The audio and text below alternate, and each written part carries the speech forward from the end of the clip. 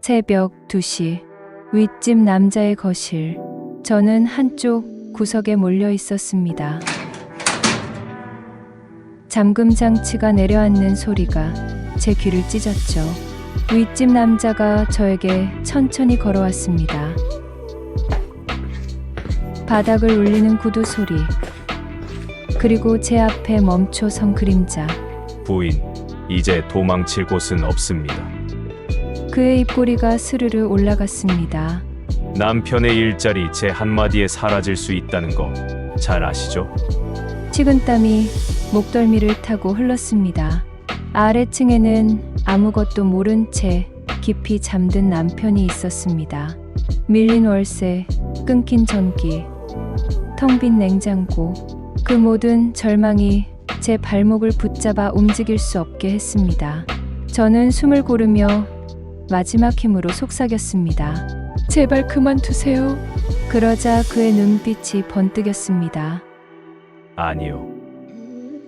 부인, 지금부터가 시작입니다. 그 순간 심장이 얼어붙는 소름이 등줄기를 훑고 지나갔습니다. 저는 알았습니다. 오늘 새벽 이곳에서 제 인생이 완전히 무너질 거라는 걸. 과연 저는 어떤 선택을 했을까요? 그리고 덱도운에 숨겨진 비밀은 무엇이었을까요? 끝까지 보시면 여러분도 깜짝 놀라실 겁니다. 새벽 5시, 알람이 울리기 전에 남편은 일어났습니다. 58세 장성호. 평생을 건설 현장에서 살아온 남자였죠. 거친 손과 구부정한 어깨, 그리고 아직도 꺼지지 않은 일에 대한 열정이 그를 매일 현장으로 이끌었습니다. 저는 남편의 등 뒤에서 가방끈을 매만지며 도시락을 챙겨줬습니다. 쌀쌀한 새벽 공기 속에서도 남편의 뒷모습은 든든해 보였거든요. 힘차게 나서는 남편을 보면서 저는 이미 알고 있었습니다. 요즘 들어 일거리를 구하는 게 쉽지 않다는 것을요. 하지만 남편 앞에서는 내색할 수 없었죠. 오후 6시가 되어도 남편은 돌아오지 않았습니다. 7시, 8시. 시간은 흘러갔고 저는 현관문을 바라보며 기다렸습니다. 혹시 좋은 소식을 가지고 올까 하는 기대감으로요.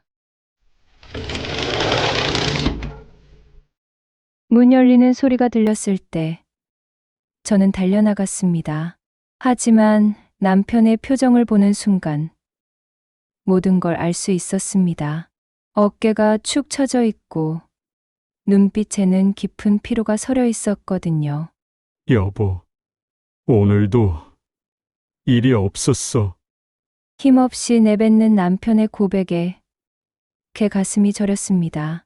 하루 종일 현장 입구에서 대기했지만 젊은 인부들만 불려나가고 남편의 이름은 끝내 호명되지 않았다는 거였어요. 위로의 말을 건넸지만 남편의 어깨는 더욱 굽어만 갔습니다.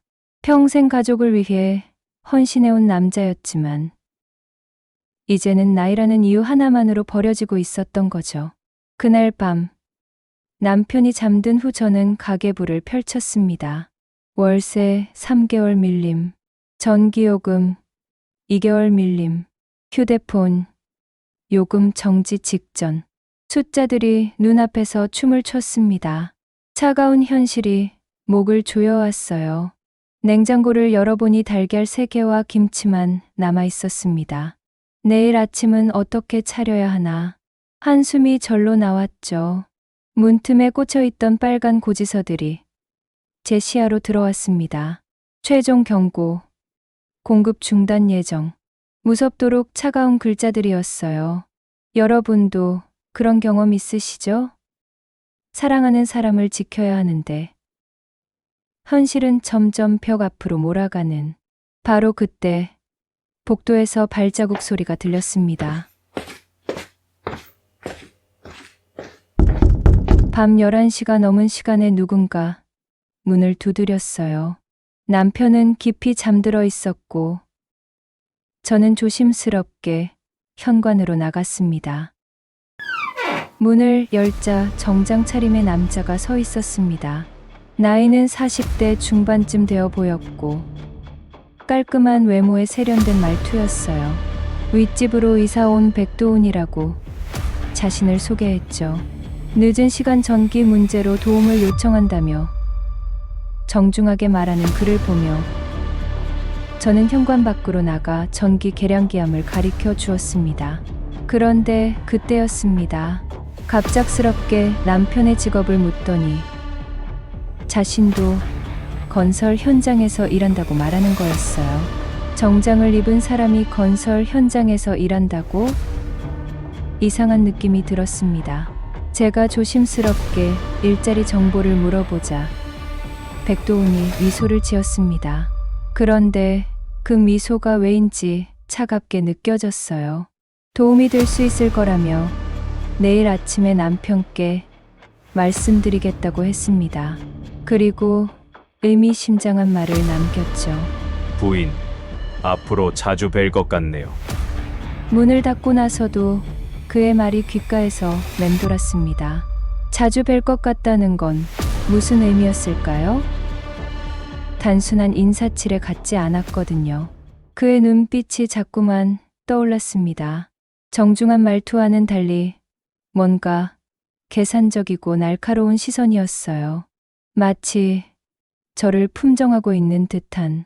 그때는 몰랐습니다. 그 한마디가 우리 부부 인생을 완전히 바꿔놓을 시작이었다는 것을. 다음 날 새벽 남편은 평소보다 일찍 일어났습니다. 밝은 표정으로 준비하는 남편을 보며 저는 가슴 한편이 따뜻해졌어요. 어젯밤 윗집 남자의 말 때문인지 남편도 기대감을 품고 있는 것 같았거든요. 현장 입구에서 기다리는 남편을 상상하며 저는 간절히 기도했습니다. 제발 오늘은 일거리가 있기를. 오후 4시쯤 남편에게서 문자가 왔습니다. 여보, 일 됐어. 오늘부터 당분간 출근. 휴대폰 화면을 보는 순간 눈물이 핑 돌았습니다. 얼마나 기다렸던 소식인지 몰라요. 저는 곧바로 시장으로 달려가 오랜만에 고기를 샀습니다. 텅 비었던 냉장고에 식재료들이 들어가니 마음도 한결 가벼워졌어요. 저녁 식사 때 남편이 환한 미소를 지으며 설명했습니다. 윗집 백도훈이 현장 관리자였고 아침에 직접 와서 오늘부터 출근하라고 했다는 거였어요. 게다가 안전관리 업무까지 맡겨준다니 월급도 전보다 많이 받을 수 있을 거라고 했죠. 남편의 얼굴에는 오랜만에 생기가 돌고 있었습니다. 하지만 저는 왠지 모를 불안감을 느꼈어요. 너무 갑작스러운 일이었거든요. 어젯밤 처음 만난 사람이 다음날 바로 남편에게 일자리를 주다니. 며칠이 지나자 남편의 생활 패턴이 완전히 바뀌었습니다. 일정한 시간에 출퇴근하고 저녁에는 피곤하다며 일찍 잠자리에 들었어요. 오랜만에 안정된 일상이었죠. 그런 어느 날 백도훈이 다시 우리 집을 찾았습니다. 남편은 아직 퇴근 전이었고 저 혼자 집에 있을 때였어요. 정중한 인사와 함께 남편의 근무 상황을 물어보더니 잠깐 얘기할 일이 있다며 들어가도 되겠냐고 했습니다. 은인이니 거절할 수도 없어서 거실로 안내했죠.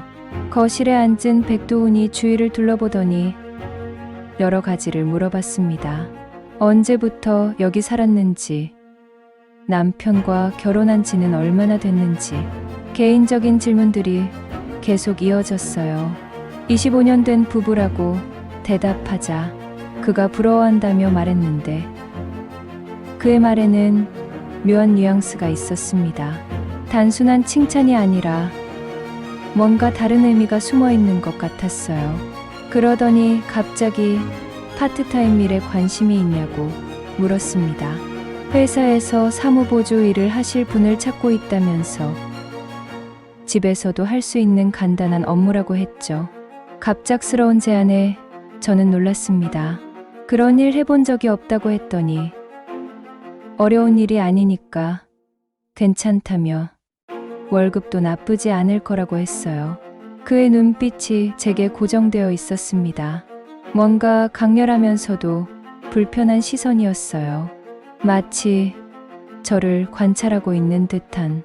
명함을 건네며 생각해보고 연락하라고 하더니 일어섰습니다. 글을 보내고 나서도 이상한 기분이 들었어요. 왜 하필 저에게 일을 제안하는 걸까요? 그날 밤 남편에게 그 얘기를 하니 좋은 기회라며 우리 형편에 벌이가 하나 더 있으면 얼마나 좋겠냐고 기뻐했습니다. 하지만 저는 마음이 편하지 않았어요. 며칠 후 백도훈이 또 찾아왔습니다. 이번에는 남편이 있을 때였죠. 남편 앞에서는 정중하고 예의 바른 후배의 모습이었습니다. 감사 인사를 하는 남편에게 천만의 말씀이라며 겸손하게 대답했어요. 하지만 남편이 화장실에 간 짧은 순간 그가 저에게 던진 시선은 전혀 달랐습니다. 제 제안을 생각해 봤냐며 속삭이듯 물어봤어요. 목소리는 작았지만 그 안에는 묘한 압박감이 들어 있었습니다. 남편분 일자리. 제가 언제든 조정할 수 있다는 거 아시죠? 그 한마디가 제 등골을 서늘하게 만들었습니다. 은근한 협박 같은 뉘앙스였거든요. 남편이 돌아오자 다시 정중한 표정으로 바뀌어 인사를 하고 나갔습니다. 하지만 그의 마지막 말이 제 머릿속에서 계속 맴돌았어요. 남편 일자리를 조정할 수 있다는 그 말의 의미가 무엇인지 저는 점점 알아가게 됐습니다. 그 후로 며칠간 백도훈은 나타나지 않았습니다. 남편은 여전히 성실하게 출근했고 저는 일상을 보내며 그의 제안을 잊으려 애썼어요. 하지만 가끔 윗집에서 들리는 발자국 소리에 괜히 가슴이 두근거렸습니다. 어느 날 밤 남편이 평소보다 일찍 집에 왔습니다. 얼굴이 상기되어 있었고 술 냄새가 났어요. 여보, 오늘 백 과장이 회식을 해줬어. 정말 좋은 사람이야. 흥겹게 말하는 남편을 보며 저는 복잡한 심정이었습니다.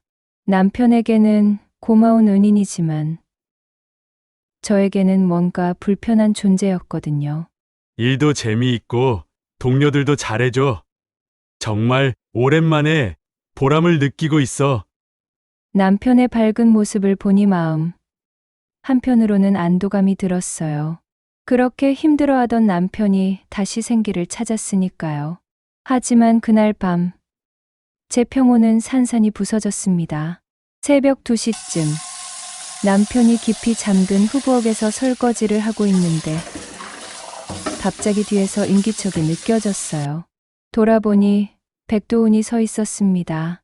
언제 들어왔는지 소리도 없이 제 뒤에 다가와 있었던 거예요.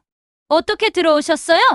놀란 목소리로 묻자 그가 열쇠를 흔들어 보였습니다. 관리사무소에서 비상 열쇠를 가져온 거라고 했어요. 부인, 제 제안에 대한 답을 듣고 싶어서요. 부드럽지만 차가운 목소리였습니다. 제 심장이 쿵쿵 뛰기 시작했어요. 필요 없다고, 그런 일 못한다고 손사래를 쳤습니다. 하지만 그의 다음 말이 저를 얼어붙게 만들었어요. 장 씨 일자리 제 손에 달려 있는 거 아시죠? 순간 등골이 서늘해졌습니다. 드디어 본색을 드러낸 거였어요. 계속해서 거절 의사를 밝혔지만 백도훈은 집요하게 속삭였습니다. 지금 당장 선택하라는 거였어요. 아니면 내일부터 남편 일은 없을 거라고. 거실 소파에서 곤히 잠든 남편의 얼굴이 보였습니다. 고단한 삶에 지쳐 잠든 모습. 오랜만에 찾은 안정된 일상이 다시 무너질 거라는 생각에 가슴이 답답해졌어요. 밀린 월세, 텅 빈 냉장고. 그리고 하루하루 초라해져 가던 남편의 모습들이 주마등처럼 스쳐갔습니다. 결국 저는 눈을 감고 고개를 숙였습니다. 백도훈이 만족한 듯 미소를 지으며 윗집 호수를 알려줬어요. 씻고 30분 후에 올라오라고 했습니다. 그리고 조용히 사라졌죠. 혼자 남은 부엌에서 저는 한참을 서 있었습니다. 손이 덜덜 떨렸고 다리에 힘이 빠져 주저앉을 것 같았어요. 거울에 비친 제 모습을 봤습니다. 창백한 얼굴, 굳어진 표정. 이게 정말 제 모습인가 싶었죠. 시계를 보니 시간이 흘러가고 있었습니다. 거실에서는 남편의 고른 잠숨 소리가 들렸어요. 평화로운 소리였지만 제게는 더욱 마음이 아팠습니다. 이게 맞는 걸까? 정말 남편을 위한 일일까? 수많은 생각이 머릿속을 스쳐갔습니다. 하지만 다른 선택지는 없었어요. 남편의 일자리를 지키기 위해서는 마침내 저는 계단을 오르기 시작했습니다. 한 걸음 한 걸음이 천근만근처럼 무겁게 느껴졌어요. 발걸음은 무겁고 떨렸지만 멈출 수는 없었습니다. 501호 문 앞에 도착했을 때 저는 잠시 멈춰 섰습니다. 이 문을 넘어가면 돌이킬 수 없다는 것을 알았거든요. 하지만 아래층에서 자고 있는 남편을 생각하며 저는 문을 두드렸습니다. 그 소리와 함께 제 인생에서 가장 어둡고 긴 터널이 시작됐습니다. 그때는 몰랐어요. 이 선택이 우리 부부에게 어떤 결과를 가져올지. 하지만 정말 무서운 건 따로 있었습니다. 백도훈이 단순히 저만 노린 게 아니었거든요. 그에게는 더 큰 계획이 있었어요. 바로 그때 문이 열렸습니다. 501호 문이 열리자 향긋한 원두 냄새가 코끝을 스쳤습니다. 백도훈은 정갈하게 차려입은 셔츠 차림으로 저를 맞이했어요. 마치 정상적인 비즈니스 미팅을 하러 온 것처럼 자연스럽게 말이죠. 거실은 우리 집과 같은 구조였지만 완전히 다른 분위기였습니다. 고급스러운 가구들과 정리된 서류들, 그리고 한쪽 벽면에는 건설 현장 사진들이 걸려 있었어요. 백도훈은 소파 건너편에 앉아 저를 바라봤습니다. 그의 눈빛에는 이미 승리한 자의 여유가 어려 있었어요. 처음에는 단순했습니다. 계약서에는 월급 120만 원이라고 적혀 있었어요. 일주일에 3일, 오전 9시부터 3시까지 간단한 서류 정리와 전화 응대만 하면 된다고 했죠. 우리 가정 형편으로는 적지 않은 금액이었어요. 그리고 남편은 안전관리 주임으로 승진. 월급도 50만 원 더 받을 수 있다고 했습니다.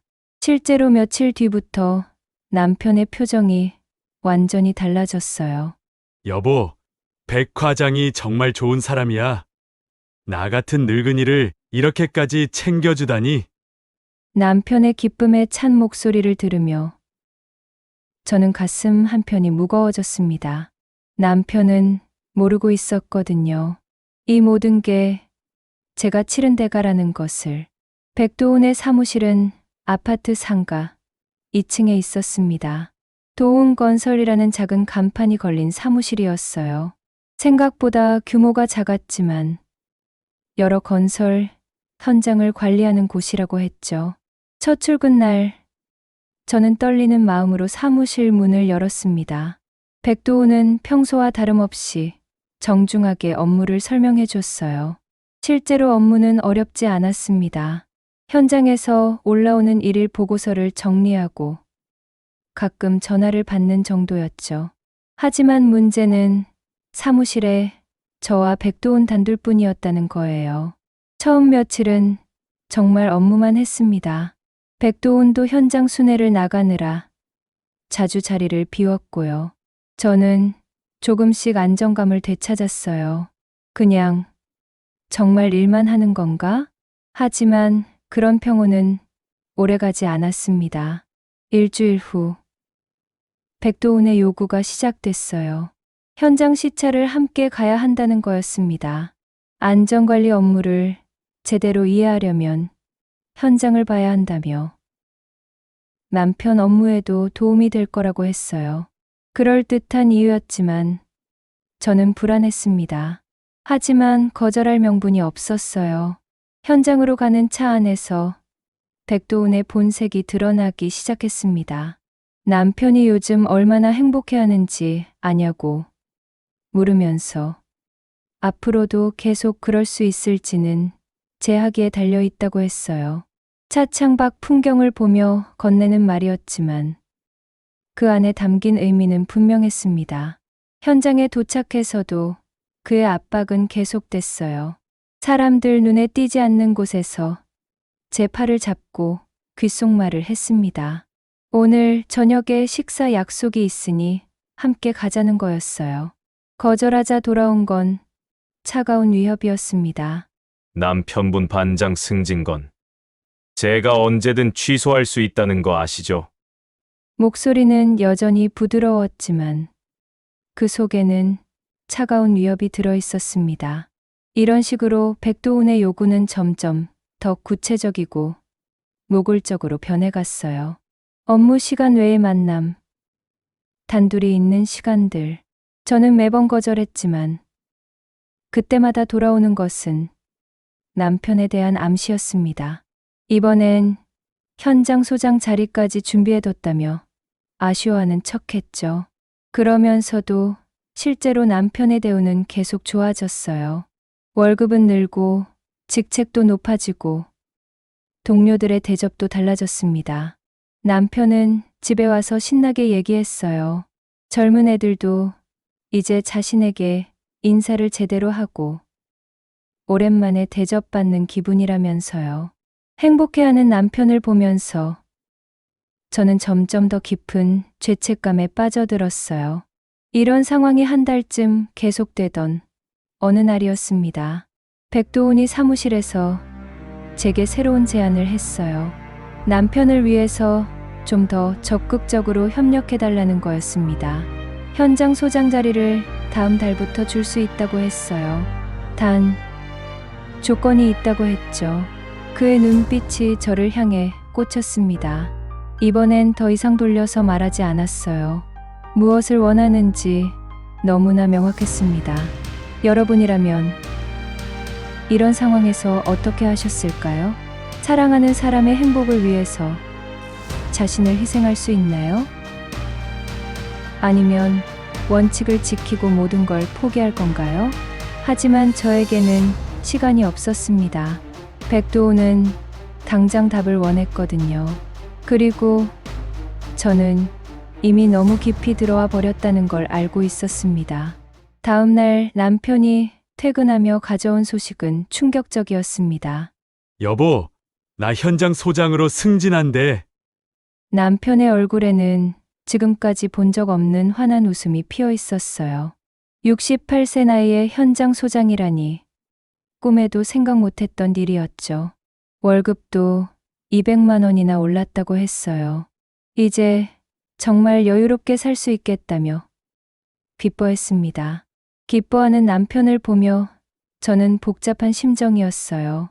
어제 백도훈에게 했던 약속 때문이었죠.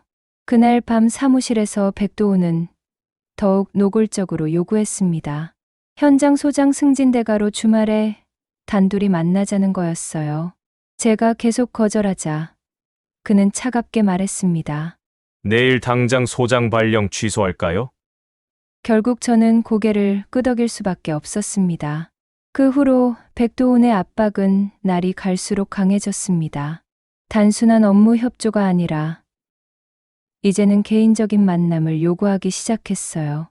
저녁 식사, 주말 드라이브, 심지어 출장까지 매번 같은 패턴이었습니다. 제가 거절하면 남편의 일자리를 위협하고 결국 저는 굴복할 수밖에 없었어요. 남편은 전혀 눈치채지 못했습니다. 오히려 더 행복해했죠. 요즘 일이 정말 재미있다며 젊은 직원들도 자신의 말을 잘 들어주고 회사에서도 인정받는다고 했어요. 남편의 기쁨이 클수록 제 죄책감은 더 깊어갔어요. 어느 날 백도훈과 함께 갔던 지방 출장에서 일이 벌어졌습니다. 현장 점검이 끝나고 저녁 식사를 마친 후 숙소로 돌아가는 길이었어요. 백도훈이 갑자기 차를 세우더니 오늘은 좀 더 솔직해져야겠다고 말했습니다. 어둠 속에서 그의 얼굴이 보였어요. 평소의 정중한 표정은 온데간데 없고 날카로운 눈빛만 남아 있었습니다. 지금까지 참을성 있게 기다려줬는데 더 이상은 어렵겠다고 했어요. 그의 손이 제 어깨에 올려졌을 때 저는 온몸이 굳어버렸습니다. 거부하자 돌아온 건 역시 남편에 대한 위협이었어요. 내일 당장 현장에서 쫓겨날 수도 있다는. 결국 그날 밤 저는 제 인생에서 가장 치욕적인 시간을 보냈습니다. 남편을 지키기 위해서라고 스스로를 달래면서요. 돌아오는 차 안에서 백도훈이 말했습니다. 이제 진짜 동업자가 된 거네요. 부인. 동업자라는 말이 귓가에서 맴돌았어요. 저는 이제 정말로 돌이킬 수 없는 길에 들어선 거였습니다. 그 후로 상황은 더욱 악화됐어요. 백도훈은 사무실에서도 노골적으로 행동했습니다. 서류를 전달한다며 제 손을 만지고 뒤에서 목소리를 낮춰 귓속말을 했어요.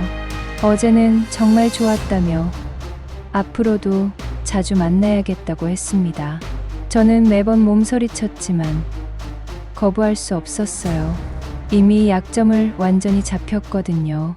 더 끔찍한 건 남편이 점점 더 행복해한다는 거였어요. 백도훈이 자신을 정말 신뢰하는 것 같다며 이번에는 신규 현장 책임자로 추천해준다고 했어요. 월급도 또 올려준다면서 정말 고마운 사람이라고 했습니다. 남편의 순수한 감사 인사를 들을 때마다 가슴이 찢어질 것 같았어요. 한편으로는 백도훈에 대한 분노도 커졌습니다. 이 모든 게 그의 치밀한 계획이었다는 걸 알겠더라고요. 저와 남편을 모두 자신의 손아귀에 넣기 위해 처음부터 접근한 거였어요. 일자리를 미끼로 저를 유인하고 남편을 인질로 삼아 저를 통제하는. 어느 날 사무실에서 백도훈의 핸드폰이 울렸습니다. 통화 내용을 엿듣게 됐는데 충격적인 사실을 알게 됐어요. 누군가와 저에 대해 얘기하고 있었는데 마치 사업 얘기하듯 차갑게 말하더라고요. 장 씨 아내는 이제 자신의 손안에 있으니 계획대로 진행하면 된다는 내용이었어요. 그제서야 깨달았습니다. 백도훈에게 저는 단순한 욕망의 대상이 아니었어요. 더 큰 목적을 위한 도구였던 거죠. 하지만 그 목적이 무엇인지는 알 수 없었습니다. 그날 밤 집에 돌아와서도 제 머릿속은 복잡했어요. 백도훈의 진짜 의도가 무엇인지, 저와 남편을 이용해서 뭘 하려는 건지. 하지만 더 무서운 건 이미 너무 깊이 들어와 버렸다는 거였어요. 이제 와서 발을 뺄 수도 없고, 그렇다고 계속 이런 식으로 살 수도 없었습니다. 바로 그때 예상치 못한 일이 벌어졌습니다. 어느 저녁, 백도훈이 설탕을 빌리겠다며 우리 집을 방문했습니다. 평소처럼 정중한 모습이었지만 저는 긴장할 수밖에 없었어요. 남편과 함께 있을 때는 항상 조심해야 했거든요. 거실 소파에 앉은 백도훈이 남편과 대화를 나누고 있었어요. 요즘 현장 분위기는 어떤지, 직원들은 잘 따라주는지. 평범한 대화였죠. 저는 부엌에서 차를 준비하며 두 사람의 얘기를 들었습니다. 남편은 기쁜 목소리로 덕분에 정말 잘하고 있다며 감사 인사를 했어요. 찻잔을 들고 거실로 나가는데 그때였습니다. 백도훈의 시선이 저에게 꽂혔어요. 남편이 보지 않는 사이 그는 제게 의미심장한 눈빛을 보냈습니다. 마치 우리만의 비밀이라는 듯이. 그런데 바로 그 순간 화장실에서 나오던 남편이 그 장면을 목격했습니다. 시간이 정지된 것 같았어요. 백도우는 당황한 기색 없이 자연스럽게 시선을 돌렸지만 남편의 표정은 이미 굳어 있었습니다.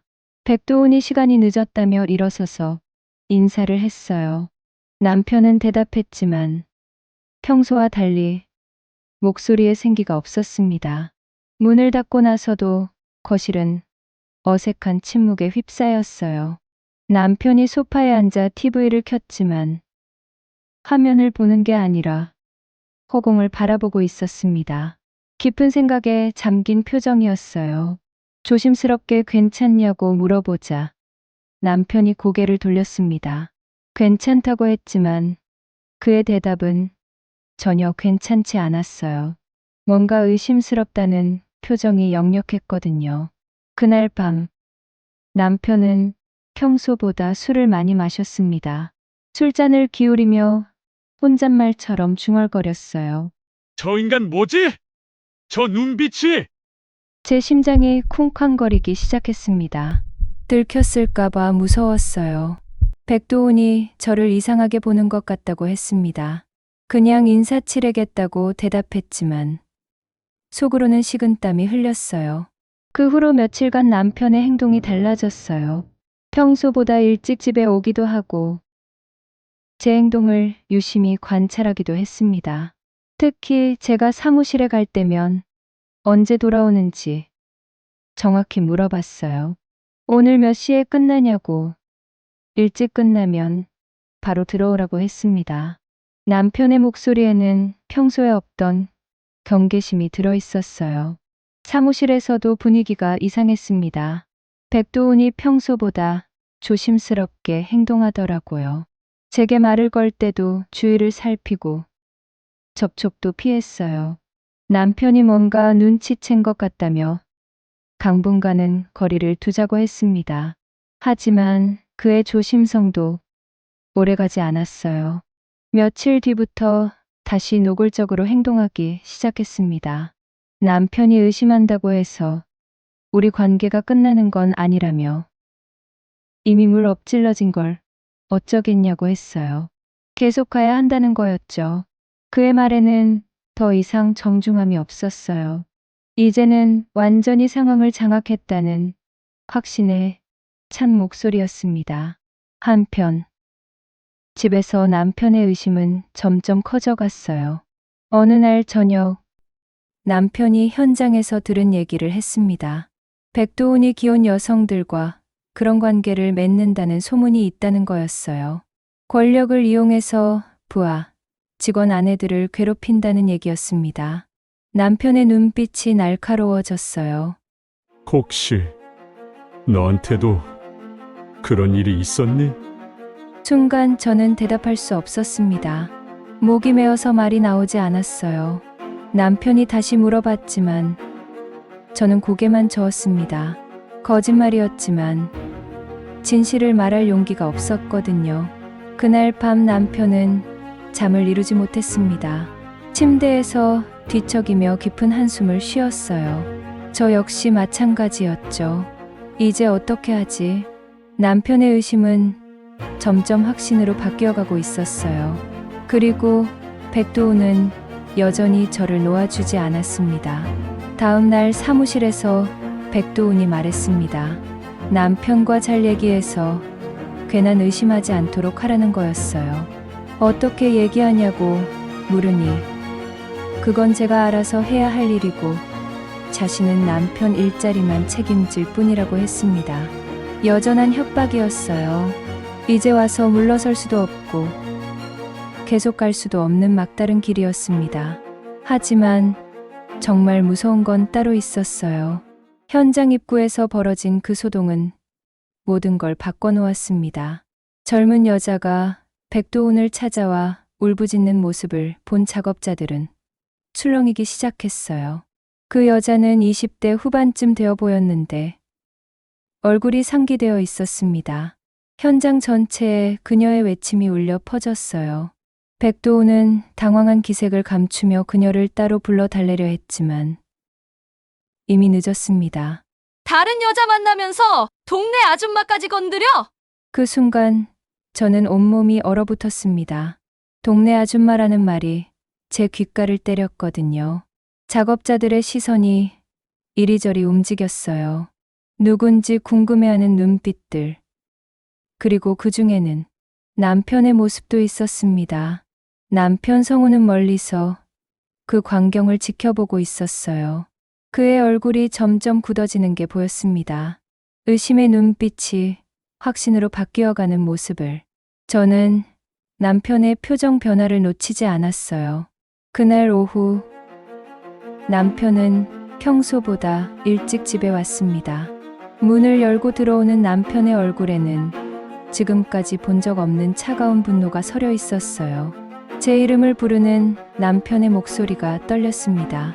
30년 부부 생활 동안 들어본 적 없는 차가운 톤이었어요. 오늘 현장에서 그 여자가 말한 동네 아줌마가 저인지 물어봤습니다. 직격탄이었어요. 더 이상 돌려 말하지 않았습니다. 저는 대답할 수 없었습니다. 입술이 바짝 말라서 소리가 나오지 않았거든요. 남편의 목소리가 높아졌어요. 58년 인생에서 아내를 향해 소리를 지른 건 처음이었을 거예요. 결국 저는 무너졌습니다. 눈물이 쏟아지기 시작했고 온몸이 떨렸어요. 더 이상 숨길 수도 거짓말할 수도 없었습니다. 무릎을 꿇고 사과하며 모든 걸 털어놨어요. 밀린 월세, 텅 빈 냉장고, 일자리를 구하지 못해 절망하던 남편을 지키려고 했다고. 제가 할 수 있는 건 그것뿐이었다고. 하지만 남편은 듣지 않았습니다. 주저앉아 머리를 감쌌어요. 분노보다 깊은 절망이 그를 삼켜버리고 있었습니다. 30년을 그렇게 살아왔는데 그래도 그런 식으로는 안 되는 거였다고 중얼거렸어요. 남편의 말이 가슴을 찔렀습니다. 그날 밤 남편은 집을 나갔습니다. 어디로 갔는지, 언제 돌아올지 알 수 없었어요. 저는 혼자 남은 집에서 밤새 울었습니다. 다음 날 아침, 백도훈에게서 전화가 왔어요. 어제 일로 좀 곤란해졌다며 당분간 조용히 지내라고 했습니다. 뻔뻔한 목소리였어요. 자신이 벌인 일인데도 책임을 회피하려는. 이제 그만해요. 다 끝났어요. 제가 단호하게 말하자 백도훈이 차갑게 웃었습니다. 끝났다고? 아직 시작도 안 했는데 남편 일자리는 어떻게 할 거냐며 여전히 협박했어요. 하지만 이제는 달랐습니다. 이미 모든 게 무너진 상황에서 더 잃을 게 없었거든요. 좋다고 어디 해보라고 했습니다. 3일 후 남편이 돌아왔습니다. 수척해진 얼굴과 무거운 발걸음. 많은 생각을 한 것 같았어요. 제가 조심스럽게 부르자 남편이 고개를 들었습니다. 그리고 짐을 싸서 여기서 나가자고, 다른 곳에서 다시 시작하자고 했어요. 남편의 결정이었습니다. 도망치는 게 아니라 새로운 시작을 위한 선택이었어요. 하지만 백도훈이 그냥 놔둘 리 없었죠.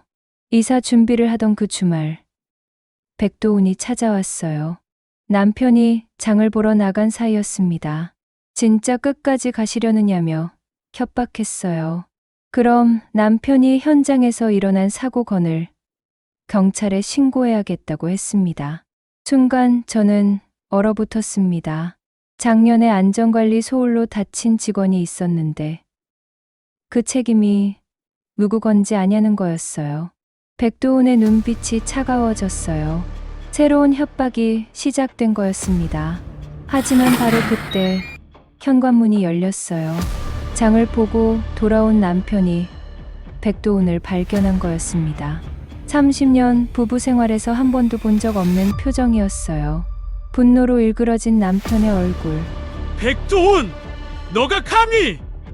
남편의 목소리는 차가웠습니다. 58세라고는 믿기 힘들 정도로 위협적이었어요. 백도훈이 당황한 기색을 보이며 오해가 있는 것 같다고 변명했지만 남편이 한 걸음씩 다가왔어요.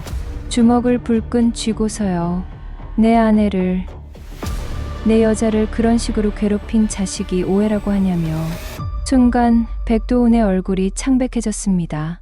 평소 온순했던 남편의 변화에 당황한 거였어요.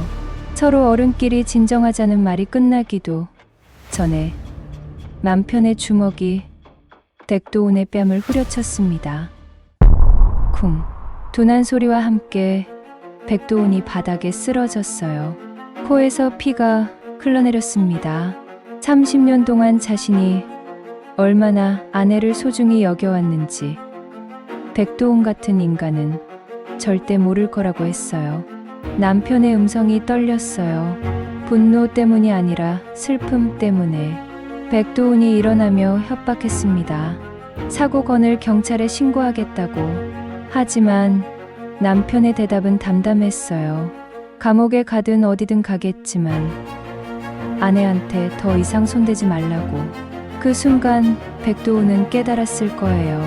더 이상 협박이 통하지 않는다는 걸. 결국 백도훈은 코를 막으며 집을 나갔습니다.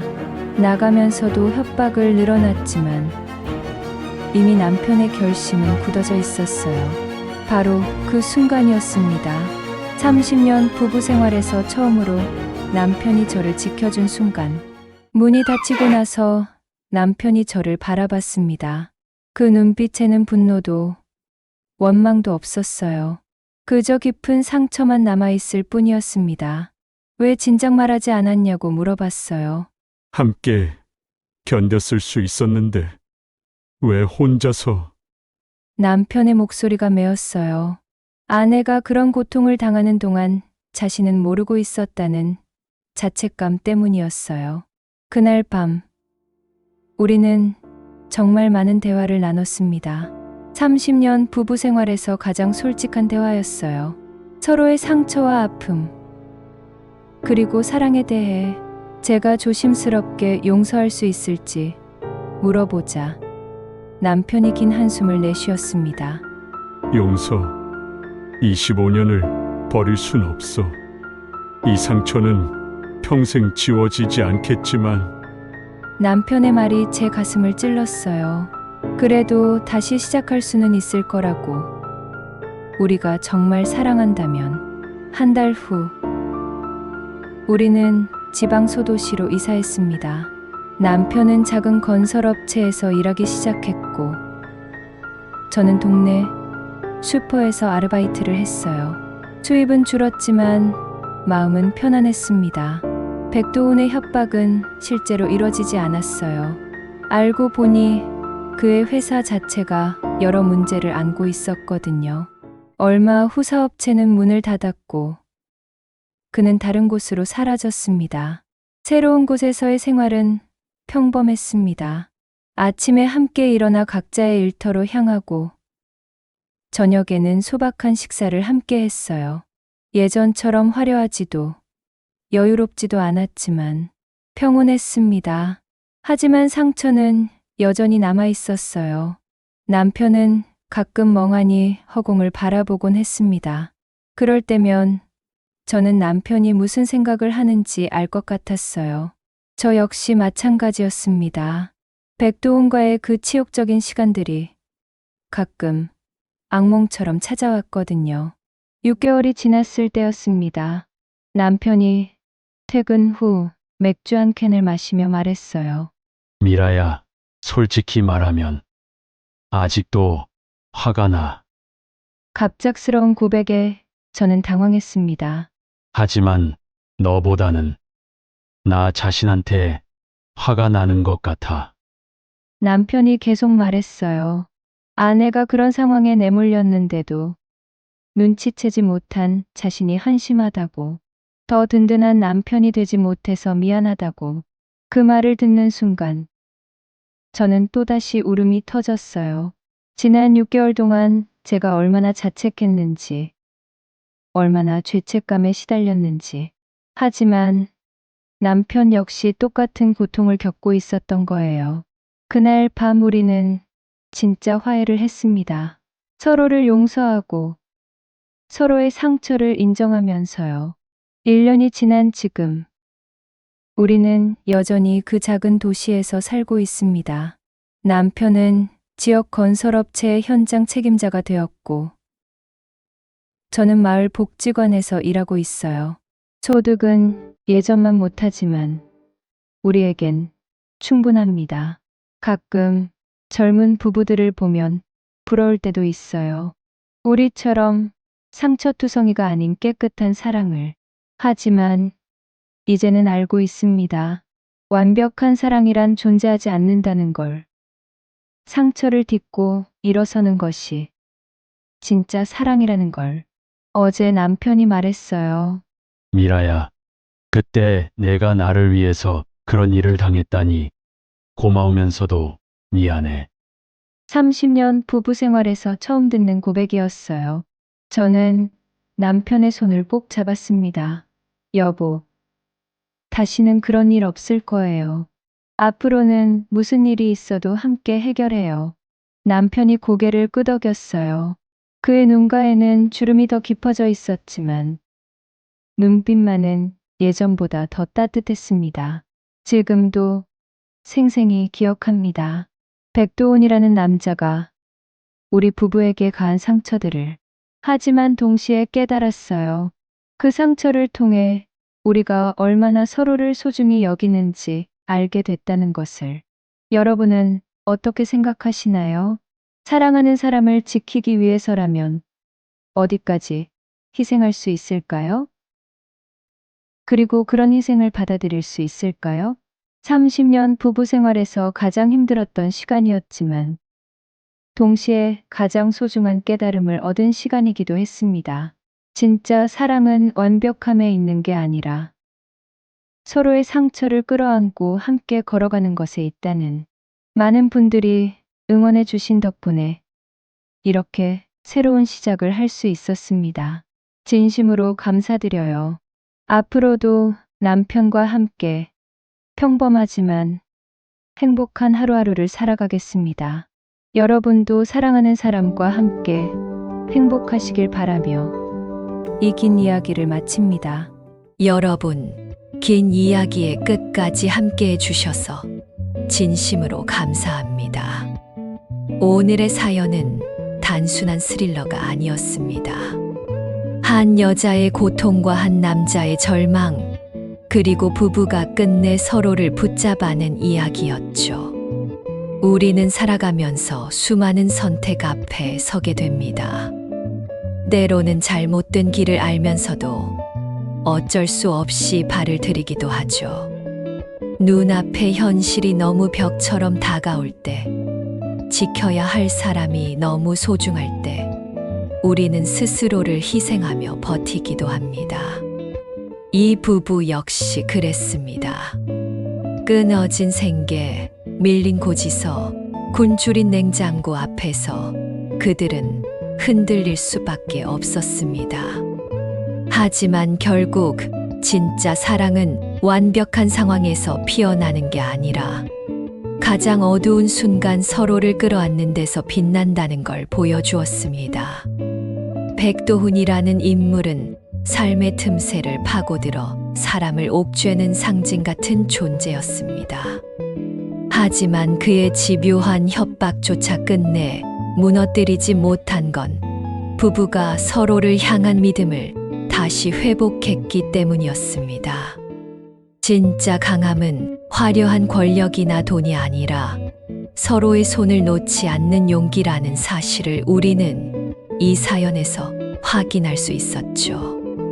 혹시 지금 여러분도 삶의 무게에 짓눌려 있나요? 오늘의 이야기가 작은 위로와 용기가 되길 바랍니다. 상처는 쉽게 지워지지 않지만 그 상처를 딛고 다시 걸어가는 것이 곧 삶이고 사랑입니다. 이 이야기가 마음에 와닿으셨다면 구독과 좋아요, 그리고 알림 설정 꼭 부탁드립니다. 앞으로도 여러분의 마음을 울리고 때로는 인생을 바꿀 수도 있는 이야기로 찾아오겠습니다. 끝까지 시청해 주셔서 감사합니다.